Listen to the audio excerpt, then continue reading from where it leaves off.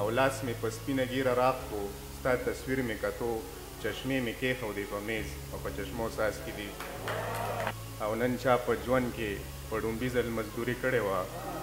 نن چا په ژوند کې په ډومبي ځل مزدوري کړې وه نن چا د مور نه په څادر کې پټولې ګوتې د بي ایس پښتو څلورم سیمسټر زده کوونکی یم زده کوونکي په وینا کې به خامخا کمی بخښنه کوې د صدر محفل په اجازت غزل سے شعرونه مې بیا غزل سے خوب و په خوب کې مې بېواره رپېدلې ګوتې خوب و په خوب کې مې بېواره رپېدلې ګوتې چا ښاپېرۍ له مې په زلفو کې راښکلې ګوتې خوب و په خوب کې مې بېواره رپېدلې ګوتې چا ښاپېرۍ له مې په زلفو کې راښکلې ګوتې ته د یوسف د ذاته وې نه زه د مصر ومه خو چې ناڅاپه مې لیدې ما به چیچلې ګوتې او هغې د اور په لمبو پیانو غږوله لکه هغې د اور په لمبو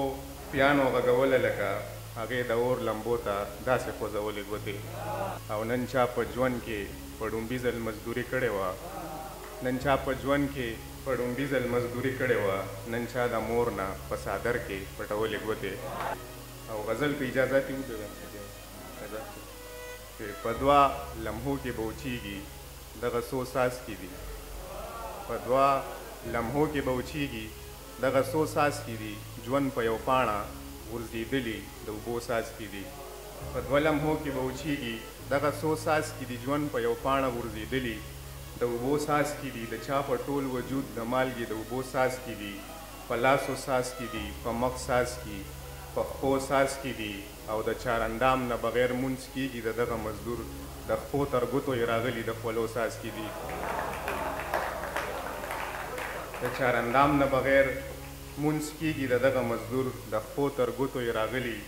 د خولو څاڅکي دي د چارندام نه بغیر مونځ کېږي د دغه مزدور د خپو تر ګوتو یې راغلي د خولو څاڅکي دي او چینی مې لاسو کې دي جاړم وخت په بیرته نه ځي چینی مې لاسو کې دي جاړم وخت په بیرته نه ځي په یو سړه ډوډۍ مې کړي د غوړو څاڅکي دي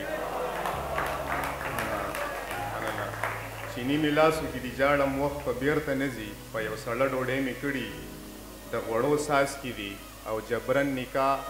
بند کمره د بېوسۍ احتجاج جبرن نکاح بند کمره د بېوسۍ احتجاج بنګړي خواره واره پراته دي په بنګړو څاڅکي دي جبرن نکاح بند کمره د بېوسۍ احتجاج بنګړي خواره واره پراته دي په بنګړو څاڅکي دي او لاس مې په سپینه ګیره راغ کو ستا تصویر مې کتو